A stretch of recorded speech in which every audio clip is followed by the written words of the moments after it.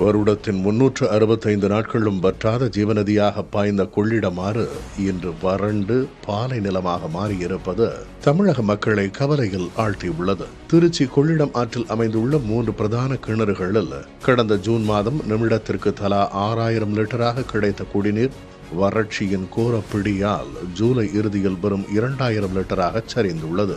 வரும் ஆகஸ்ட் முதல் வாரத்தில் முற்றிலுமாக வறண்டு போகும் அபாயம் ஏற்பட்டுள்ளது.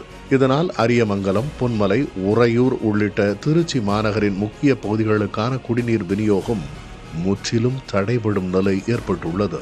இந்த வறட்சி வெறும் திருச்சியோடு நின்றுவிடாமல் சென்னை உள்ளிட்ட ஒட்டுமொத்த தமிழ்நாட்டிலும் எதிரொலிக்கும் என கூறப்படுகிறது.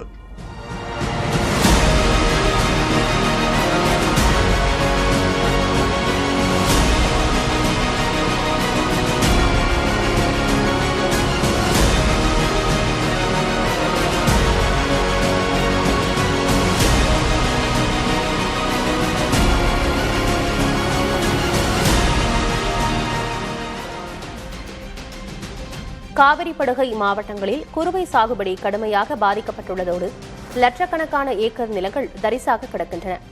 இதனால் எதிர்காலத்தில் கடுமையான உணவு பற்றாக்குறை ஏற்படும் அபாயம் உள்ளதாக விவசாயிகள் கூறுகின்றனர். வடகிழக்கு பருவமழைக்கு முன்னதாகவே குளங்கள், ஏரிகளை தூர்வார உரிய நடவடிக்கைகளை எடுக்க அரசுக்கு கோரிக்கை விடுத்துள்ளனர்.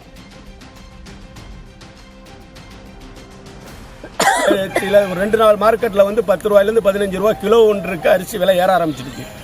இது பெரிய ஒரு ஆபத்துங்க. இது நினைக்கிற அளவுக்கு இல்ல. 5 கிலோ பை வாங்குற அளவுக்கு 25 கிலோ பை வாங்கின ஒவ்வொரு குடும்பஸ்தாரும் 5 கிலோ 10 கிலோ பைக்கு இறங்கிட்டாங்க. கொஞ்சம் கொஞ்சமா வாங்கி சாப்பிட்டுக்கலாம் அப்படிங்கிற மாதிரி. எல்லா சாப்பாடுக்கும் தண்ணீருங்கிறது இன்னும் கேள்விக்குறியா இருக்கு. தண்ணீரும் காற்றுங்கிறது இன்றியமையாத விஷயம். அதை கவனத்தில் அரசு கொள்ளணும். தண்ணீருங்கிறது 100 அடிக்கு கீழே போயிட்டுங்க. எங்க கிராமம் அனைத்து குளங்களும் ஏரிகளும் அனைத்தையும் போர்க்கால அடிப்படையில் தூர்வாருங்க. தங்கம் விலை சவரனுக்கு 600 ரூபாய் உயர்ந்து 1,05,840 ரூபாய்க்கு விற்பனையாகிறது. 1 கிராம் தங்கம் 75 ரூபாய் உயர்ந்து 13,230 ரூபாயாக உள்ளது. வெள்ளி விலை தொடர்ந்து 2வது நாளாக மாற்றமின்றி 1 கிலோ 2,35,000 ரூபாய்க்கும் 1 கிராம் 235 ரூபாய்க்கும் விற்பனை செய்யப்படுகிறது.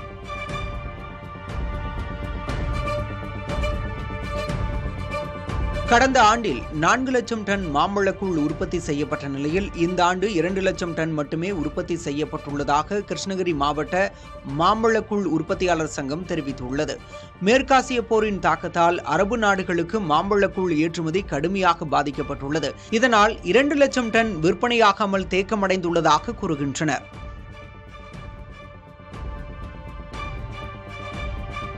தமிழகத்தில் இம்மாதம் அதிக அளவில் மின்கட்டணம் வந்த 3.5 லட்சம் வீடுகளில் மின் பயன்பாட்டை மறு ஆய்வு செய்ய மின்வாரியம் உத்தரவிட்டுள்ளது. பல வீடுகளுக்கு வழக்கமாக வரும் மின்கட்டணத்தை விட கடந்த மாதமும் இந்த மாதமும் அதிக மின்கட்டணம் வந்துள்ளது. இதனால் நுகர்வோர் அதிக அளவில் பாதிக்கப்பட்டுள்ளனர். இதனையடுத்து அதிக மின்கட்டணம் வந்த வீடுகளில் மின் பயன்பாட்டு கணக்கெடுப்பை மறு ஆய்வு செய்யும்படி அதிகாரிகளுக்கு மின்வாரிய தலைவர் அருண் ராய் உத்தரவிட்டுள்ளார். ஆகஸ்ட் 7ஆம் தேதிக்குள் ஆய்வை முடிக்குமாறு தெரிவிக்கப்பட்டுள்ளது.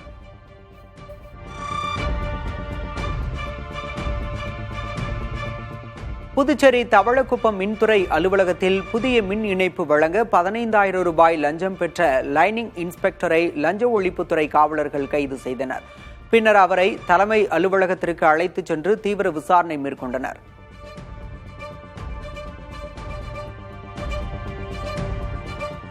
தஞ்சாவூர் மாவட்டம் திருவோணம் அருகே சின்ன அம்மன்குடி பகுதியில்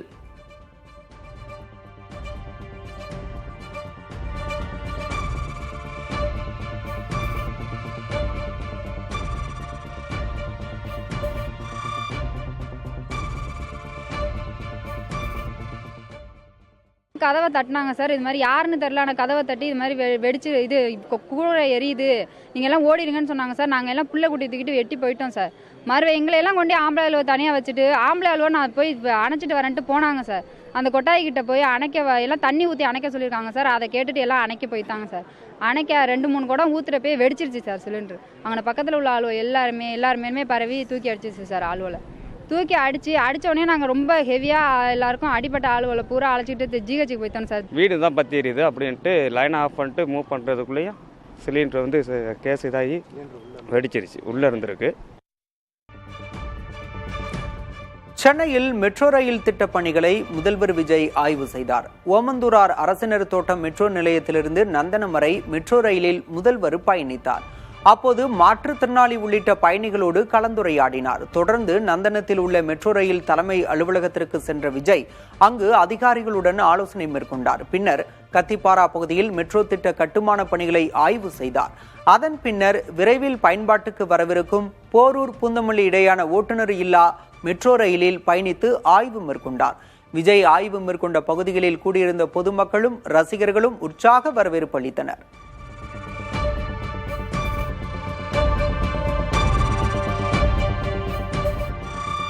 சென்னை மெட்ரோ ரயில் 2ஆம் கட்ட பணிகளை குறித்த காலத்துக்குள் முடிக்க வேண்டும் என முதல்வர் விஜய் உத்தரவிட்டுள்ளார்.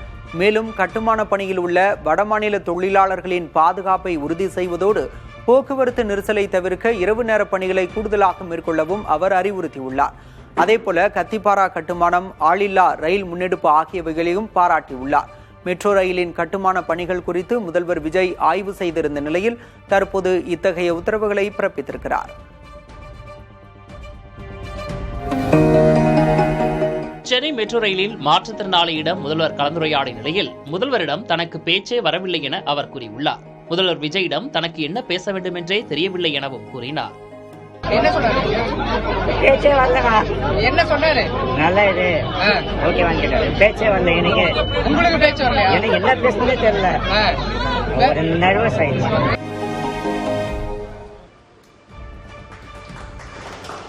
திமுகவை சேர்ந்த திருச்செந்தூர் எம்எல்ஏ அனிதா ராதாகிருஷ்ணன் குருகாட்டூர் கூட்டத்தில் பேசியபோது தாவேக வேட்பாளருக்கு தனக்கு நிகராக 400க்கும் மேற்பட்ட வாக்குகள் கிடைத்தது குறித்து அதிருப்தி தெரிவித்தார். திமுகவின் நலத்திட்டங்களை மறந்துவிட்டு மக்கள் தாவேக மற்றும் பாஜகவுக்கு வாக்களித்துள்ளதாக குறிப்பிட்ட அவர், எம்ஜிஆர் தன் சொந்த பணத்தை மக்களுக்காக கொடுத்தது போல விஜய் கொடுத்தாரா என்று கேள்வி எழுப்பினார். மேலும் இனிவரும் தேர்தல்களிலாவது திமுகவை ஆதரிக்க வேண்டும் என்றும் அனிதா ராதாகிருஷ்ணன் கேட்டுக்கொண்டார். இந்த கோயில்ல திருவிழா நடக்குதுன்னா எந்தவித இளைஞர் இல்லாமல் திருவிழா நடக்க வேண்டும் என்று நினைக்கின்ற வகையிலே நாங்கள் என்னென்னும் இருந்திருக்கின்றோம் என்று சொன்னா குழந்தைங்க நீங்க எங்களுக்கு ஓட்டு போட்டுக்கணும். நீங்க விஎம் போட்டா பிஜேபி ஜெயிக்க போதா என்ன இதுன்னே தெரியலையே. நாங்க உங்களை ஏமாத்திட்டோமா? அதான் கேட்கணும், நேர கேட்கணுங்கிறக்காக தான் வந்தோம். வருவாய்த்துறை அலுவலர்கள் மீதான நடவடிக்கையை தவிர்த்து சொத்தை மீட்க நடவடிக்கை எடுக்க வேண்டும் என தமிழ்நாடு வருவாய்த்துறை பதவி உயர்வு அலுவலர்கள் சங்கம் முதல்வர் விஜய்க்கு கடிதம் எழுதியுள்ளது. மதுரை மீனாட்சியம்மன் கோயிலுக்கு சொந்தமான 60 கோடி ரூபாய் சொத்து விவகாரத்தில் 2016 பட்டா மாற்றம் செய்த 19 அலுவலர்கள் மீதான காவல்துறை புகாருக்கு சங்கம் எதிர்ப்பு தெரிவித்துள்ளது. மேல்முறையீடு மூலம் தவறுகளை சரி செய்ய வாய்ப்பு உள்ளதால் அலுவலர்கள் மீது குற்றவியல் நடவடிக்கை எடுப்பது நியாயம் அல்ல என குறிப்பிட்டுள்ள சங்கம் சட்டப்பூர்வமாக சொத்தை மீட்குமாறு கோரிக்கை விடுத்துள்ளது.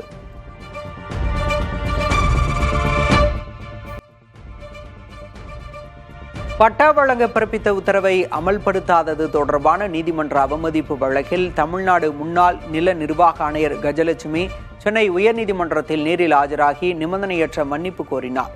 செங்கல்பட்டு திருப்போரூரில் ஹேமா ஆனந்தன் என்பவருக்கு சொந்தமான நிலத்துக்கு அவரது பெயரில் பட்டா வழங்க சென்னை உயர்நீதிமன்றம் 2021 உத்தரவிட்டிருந்தது. மேல்முறையீட்டில் உச்சநீதிமன்றத்திலும் இந்த உத்தரவு உறுதி செய்யப்பட்டது. இருப்பினும் அந்த நிலம் கழுவேலி பகுதி என கூறி பட்டா வழங்க நில நிர்வாக ஆணையர் மறுத்ததால் நீதிமன்ற அவமதிப்பு வழக்கு தொடரப்பட்டிருந்தது.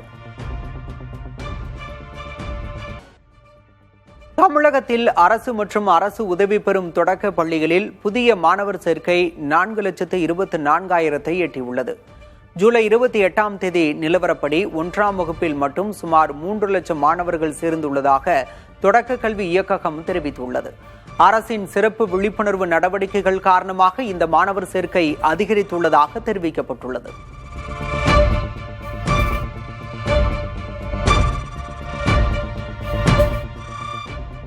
சிவகங்கை மாவட்டம் சிங்கம்பொன்னரியில் அங்கன்வாடி மையத்திற்கு புதிய கட்டடம் கட்டித்தரக்கோரி ஒருங்கிணைந்த குழந்தை வளர்ச்சி திட்ட அலுவலகத்தை பொதுமக்கள் முற்றுகையிட்டனர்.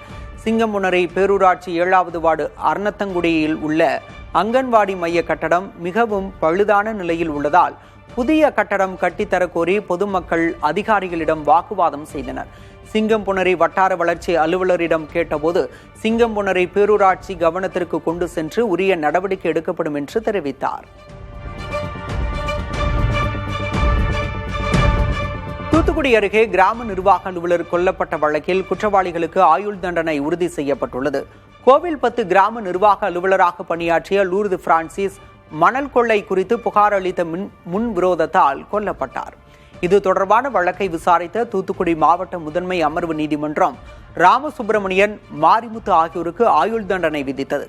இதனை எதிர்த்து இருவரும் மேல்முறையீடு செய்த நிலையில் அவர்களுக்கான தண்டனையை உயர்நீதிமன்ற மதுரை அமர்வு உறுதி செய்தது. வழக்கின் புலன் விசாரணை அதிகாரிகளை பாராட்டிய நீதிமன்றம் இதுபோன்ற வழக்குகளில் விரைவான விசாரணை நடைபெறும் வகையில் கால அட்டவணை வகுக்குமாறு தலைமைச் செயலருக்கு அறிவுறுத்தியது.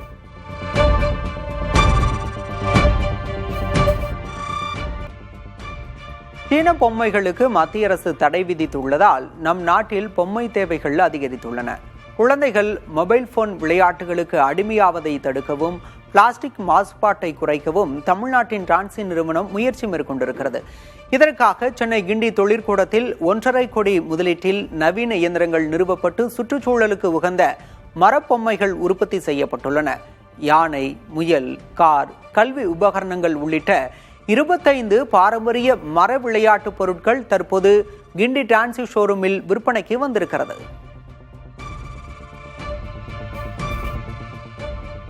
தமிழ்நாட்டில் கடந்த 2021 முதல் 2025 வரை டாஸ்மாக் நிறுவனத்தில் விதிகளை மீறி முறைகேடுகள் நடந்துள்ளதாக லஞ்ச ஒழிப்புத்துறையின் முதல் தகவல் அறிக்கையில் தெரிவிக்கப்பட்டுள்ளது. மதுபான கொள்முதல், பார் டெண்டர்கள், வாகன போக்குவரத்து மற்றும் இடம் மாறுதல்களில் முறைகேடு செய்து அரசுக்கு பெரும் வருவாய் இழப்பு ஏற்படுத்தப்பட்டுள்ளதாகவும் சில இடைத்தரகர்கள் மூலம் பாட்டிலுக்கு 10 ரூபாய் முதல் 500 ரூபாய் வரை கூடுதல் விலைக்கு விற்கப்பட்டு சட்டவிரோத பண வசூல் வேட்டை நடத்தப்பட்டுள்ளதாகவும் தகவல் வெளியாகியுள்ளது.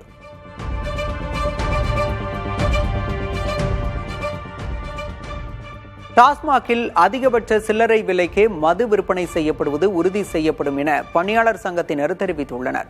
சென்னை தலைமைச் செயலகத்தில் மதுவிலக்கு மற்றும் ஆயத்தீர்வைத்துறை அமைச்சர் விக்னேஷை சந்தித்து பேசிய பின்னர் செய்தியாளர்களிடம் பேசிய டாஸ்மாக் பணியாளர் சங்கத்தின் மாநில தலைவர் பழனி பாரதி, மதுக்கடைகளில் இனி அதிகபட்ச சில்லறை விலையை விட கூடுதலாக 1 ரூபாய் கூட வசூலிக்கப்படாது என்றார்.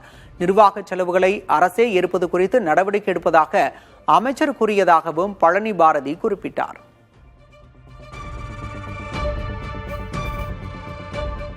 நீட் வினாத்தாள் கசிவு விவகாரத்தில் மத்திய அரசை காங்கிரஸ் தலைவர் மாணிக்கம் தாக்கூர் கடுமையாக விமர்சித்துள்ளார். இதுகுறித்து தனது எக்ஸ் தள பக்கத்தில் பதிவிட்டுள்ள அவர், சிபிஐ அறிக்கையின்படி லாத்தூரில் தேர்வுக்கு முன்பே வினாத்தாள் கசிந்து வாட்ஸ்அப் மூலம் பரவி உள்ளதாக தெரிவித்த அவர், இதற்கு பிரதமர் மோடியும் மகாராஷ்டிர முதல்வரும் பதிலளிக்க வேண்டும் என வலியுறுத்தியுள்ளார். மேலும் நிறைவேற்றப்பட்ட ஆன்டி பேப்பர் லீக் சட்டம் உள்ளிட்ட நடவடிக்கைகள் வெறும் கண்துடைப்பு நாடகம் மட்டுமே என்றும் அவர் குற்றம் சாட்டியுள்ளார். குறு மற்றும் சிறு தொழில்களுக்கான மின்சார நிலை கட்டண உயர்வை திரும்ப பெற வேண்டும் என கோவை தொழில் அமைப்புகளின் கூட்டமைப்பு முதல்வர் விஜயிடம் கோரிக்கை வைத்துள்ளது. சென்னை தலைமைச் செயலகத்தில் முதல்வரை சந்தித்த அந்த கூட்டமைப்பின் நிர்வாகிகள் பழைய வாட் வரி அபராதங்களை ரத்து செய்ய வேண்டும் என்றும் ஜிஎஸ்டியை 5% குறைக்க வேண்டும் என்றும் வலியுறுத்தினர். மேலும் குறைந்த வட்டியில் கடன்களும் மூலப்பொருள் வங்கியும் அமைக்க கேட்டுக்கொண்டனர். இந்த கோரிக்கைகளை பரிசீலித்து உரிய நடவடிக்கை எடுக்கப்படும் என முதல்வர் உறுதியளித்துள்ளார். நாகை மாவட்டம் கிள்ளுக்குடி கீழத்தெரு பகுதியில் குடிநீர் தட்டுப்பாட்டை போக்க வலியுறுத்தி கிராம மக்கள் குடங்களுடன் சாலை மறியல் போராட்டத்தில் ஈடுபட்டனர். கீழ்வேளூர் கச்சனம் பிரதான சாலையில் நடைபெற்ற இந்த மறியல் காரணமாக சுமார் 2 மணி நேரம் போக்குவரத்தில் பாதிப்பு ஏற்பட்டது. அதிகாரிகளின் பேச்சுவார்த்தைக்கு பிறகு போராட்டம் கைவிடப்பட்டது.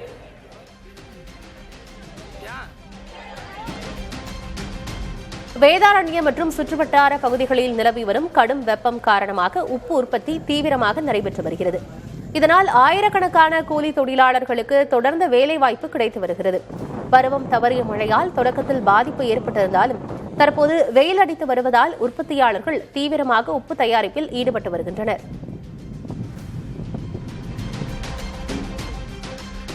தேனி மாவட்டம் வைகை அணை பகுதியில் மாவட்ட ஆட்சியர் வைத்தியநாதன் நேரில் ஆய்வு செய்தார். அணையின் உட்பகுதியில் மோட்டார்கள் மூலமாக சட்டவிரோதமாக தண்ணீர் உறிஞ்சப்படுவதாக வந்த புகாரை தொடர்ந்து இந்த ஆய்வு மேற்கொள்ளப்பட்டது. ஆய்வின் போது 3 மோட்டார்கள் மூலம் தண்ணீர் திருடப்பட்டது கண்டறியப்பட்டு உபகரணங்கள் பறிமுதல் செய்யப்பட்டன. தொடர்ந்து சம்பந்தப்பட்டவர்கள் மீது கடும் நடவடிக்கை எடுக்க ஆட்சியர் உத்தரவிட்டார்.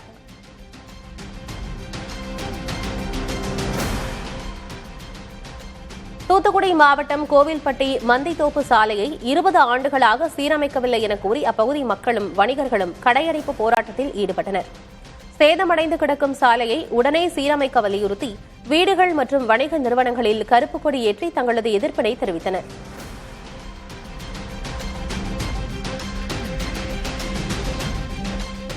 கொடைக்கானல் மலைப்பகுதிகளில் தோட்ட எல்லைகளை வரையறுக்க வளர்க்கப்படும் முள்முருங்கை மரங்களில் சிவப்பு நிற மலர்கள் கொத்து கொத்தாக பூத்து குலுங்குகின்றன. தென்மேற்கு பருவமழை காலத்தில் மட்டும் பூக்கும் தன்மை கொண்ட இந்த மலர்களை சுற்றுலா பயணிகள் கண்டு ரசித்து செல்கின்றனர். தமிழ்நாட்டில் உள்ள அரசு கலை மற்றும் அறிவியல் கல்லூரிகளில் இதுவரை 70% இடங்கள் நிரம்பியுள்ளதாக கல்லூரி கல்வி இயக்ககம் அறிவித்துள்ளது. மொத்தமுள்ள 1,28,667 இடங்களில் 90,334 இடங்கள் நிரம்பியுள்ளன. முதுகலை பட்டப்படிப்பு மாணவர் சேர்க்கையும் தீவிரமாக நடைபெற்று வருகிறது.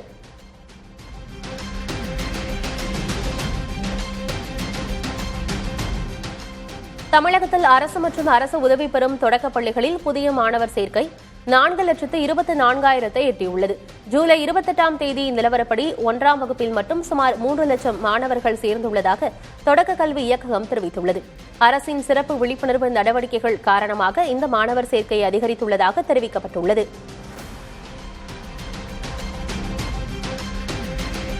திருச்சி மாவட்டம் முசிறி அருகே திரு ஈங்கோய் செல்லாண்டி அம்மன் கோயிலில் தேர் திருவிழா விமரிசையாக நடைபெற்றது.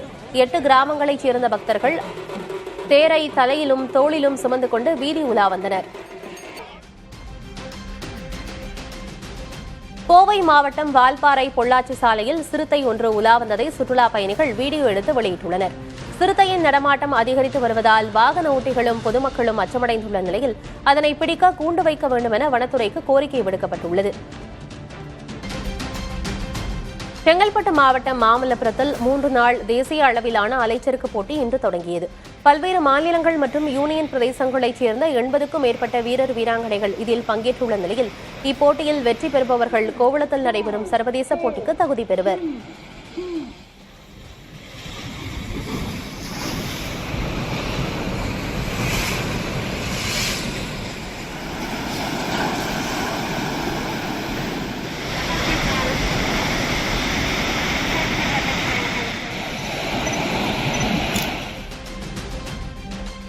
கும்பகோணம் அருகே கொள்முதல் செய்யப்பட்ட 5000த்திற்கும் மேற்பட்ட நெல் மூட்டைகள் முறையான பராமரிப்பின்றி மழையில் நனைந்து வீணாகி வருகின்றன.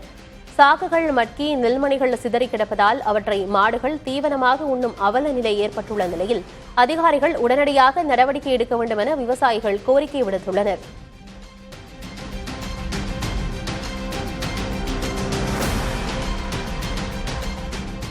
புதுக்கோட்டை மாவட்டம் கந்தரவக்கோட்டை அருகே கோயில் வழிபாட்டின் போது பட்டியல் சமூக மக்களை சாமி கும்பிட விடாமல் தடுத்ததாக மாற்று சமூகத்தைச் சேர்ந்த 41 பேர் மீது வன்கொடுமை தடுப்புச் சட்டத்தின் கீழ் வழக்கு பதிவு செய்யப்பட்டுள்ளது. மூங்கில் அய்யனார் கோயில் திருவிழாவில் ஏற்பட்ட பிரச்சினை தொடர்பாக இரு தரப்பினரும் பரஸ்பரம் குற்றம் சாட்டியிருந்தனர். திருவிழாவில் பட்டியலின சமூக மக்களை வழிபட விடாமல் தடுத்ததாக சுந்தரராஜ் என்பவர் அளித்த புகாரின் அடிப்படையில் தற்போது நடவடிக்கை எடுக்கப்பட்டுள்ளது.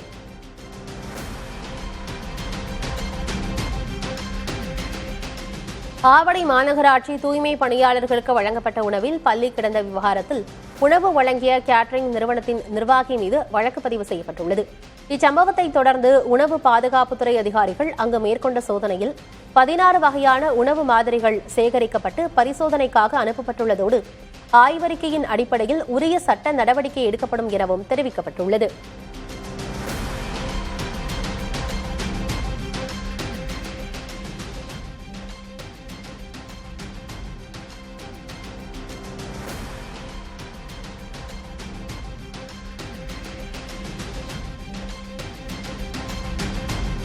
புதுக்கோட்டை மாவட்டம் கல்லாக்கோட்டை மற்றும் குன்னத்தூர் ஆகிய பகுதிகளில் உள்ள தனியார் மதுபான ஆலைகளில் லஞ்ச ஒழிப்புத்துறை மேற்கொண்ட சோதனையில் மதுபான ஊழல் தொடர்பான 31 முக்கிய ஆவணங்களும் 4 ஹார்ட் டிஸ்க்குகளும் பறிமுதல் செய்யப்பட்டுள்ளன. அரசு மதுபான கடைகளுக்கு மதுபானம் விநியோகம் செய்ததில் முறைகேடு நடந்ததாக எழுந்த புகாரின் அடிப்படையில் இந்த நடவடிக்கை எடுக்கப்பட்டுள்ளது.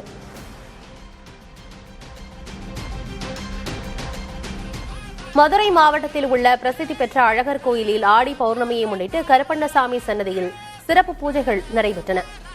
ஆண்டுக்கு ஒருமுறை மட்டுமே நடக்கும் இந்நிகழ்வில் கதவுகள் திறக்கப்பட்டு 18 படிகளுக்கும் தீப ஆராதனை காண்பிக்கப்பட்டது. இதில் கருப்பு திரைப்பட இயக்குநரும் நடிகருமான RJ பாலாஜி மற்றும் திரளான பக்தர்கள் கலந்து கொண்டு சுவாமி தரிசனம் செய்தனர். செங்கல்பட்டு மாவட்டம் நெய்க்குப்பி கிராமத்தில் 20 வருடமாக மின் இணைப்பு இல்லாமல் அவதிப்பட்டு வந்த மக்களுக்கு மின் இணைப்பு வழங்கப்பட்டுள்ளது. ஆட்சியர் தலைமையில் நடைபெற்ற விழாவில் அமைச்சர் சரத்குமார் மற்றும் MLA விஜயராஜ் ஆகியோர் பங்கேற்று முதல் கட்டமாக 90 குடும்பங்களுக்கு மின் இணைப்பு அட்டைகளை வழங்கினார். 20 வருட கோரிக்கையை விரைந்து நிறைவேற்றிய சட்டமன்ற உறுப்பினருக்கு பொதுமக்கள் நெகிழ்ச்சியுடன் நன்றி தெரிவித்தனர்.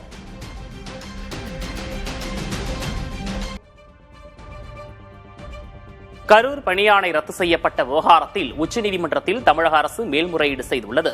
அரசின் கொள்கை முடிவுகளில் நீதிமன்றங்கள் தலையிட முடியாது என்பதால் உத்தரவை ரத்து செய்ய வேண்டும் என மனுவில் கோரப்பட்டுள்ளது. கரூர் கூட்ட நெரிசலில் உயிரிழந்தவர்களின் குடும்பத்தினருக்கு அரசு வேலை வழங்கியது செல்லாது என உயர்நீதிமன்ற மதுரை அமர்வு உத்தரவு பிறப்பித்திருந்தது. இந்நிலையில் அந்த உத்தரவுக்கு எதிராக உச்சநீதிமன்றத்தில் மேல்முறையீடு செய்யப்பட்டுள்ளது.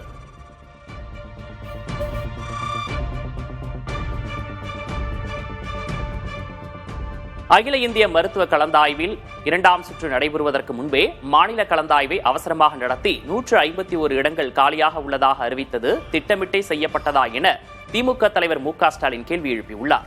இது தொடர்பாக எக்ஸலத்தில் அவர் இட்டுள்ள பதிவில் 6 ஆண்டுகளுக்கு முன் இதே நாளில் இந்தியா முழுவதிலும் உள்ள இதர பிற்படுத்தப்பட்ட மாணவர்களுக்கு 27% இடஒதுக்கீட்டை திமுக போராடி பெற்றுத்தந்ததாக நினைவு கூர்ந்துள்ளார். ஆனால் இன்றோ மருத்துவ படிப்பில் தமிழ்நாட்டின் இடங்களை இழக்கும் செய்தி வந்திருப்பதாக தெரிவித்துள்ளார். தமிழ்நாட்டின் சூப்பர் ஸ்பெஷாலிட்டி இடங்களை தவிக அரசு காற்றில் பறக்க விட்டுவிட்டதாக குறிப்பிட்டுள்ளார். இது தொடர்பான வழக்கில் உச்சநீதிமன்றத்தில் தமிழ்நாடு அரசு நியமித்த மூத்த வழக்கறிஞர்கள் ஏன் ஆஜராகவில்லை என அவர் கேள்வி எழுப்பியுள்ளார். எதிர்காலத்தில் தமிழகத்தில் தொண்டாற்ற இருந்த 151 உயர் சிறப்பு மருத்துவர்களை இழந்திருப்பதாக அவர் தெரிவித்துள்ளார். லட்சக்கணக்கான மக்களின் உயிர் பிரச்சனையான இதில் தவிக அரசு உரிய விளக்கத்தை நம் அரசு மருத்துவர்களுக்கும் மக்களுக்கும் அளித்தே ஆக வேண்டும் என்று மு க ஸ்டாலின் தெரிவித்துள்ளார். 151 உயர் சிறப்பு மருத்துவ இடங்களில் 50% தமிழகத்துக்கே திருப்பி அளிக்க வேண்டும் என்ற நிபந்தனையுடன் அகில இந்திய ஒதுக்கீட்டுக்கு ஒப்படைக்கப்பட்டிருப்பதாக மருத்துவத்துறை அமைச்சர் அருண்ராஜ் விளக்கம் அளித்துள்ளார். அவர் வெளியிட்டுள்ள அறிக்கையில் உயர் சிறப்பு மருத்துவ இடங்களை தவிக அரசு அகில இந்திய ஒதுக்கீட்டுக்கு கொடுத்துவிட்டதாக முன்னாள் முதல்வர் மு க ஸ்டாலின் வெளியிட்டுள்ள அறிக்கையை அவர் சுட்டிக்காட்டியுள்ளார். கடந்த ஆட்சியில் 264 இடங்கள் அகில இந்திய ஒதுக்கீட்டுக்கு ஒப்படைக்கப்பட்டதாகவும் குறைந்தபட்சம் தகுதி மதிப்பெண்களை குறைத்து மத்திய அரசு அதனை நிரப்பியதாகவும் குறிப்பிட்டுள்ளார். இப்போது தவிக அரசு தமிழகத்துக்கான உரிமையை நிலைநாட்டி இருப்பதாக அருண்ராஜ் விளக்கம் அளித்துள்ளார்.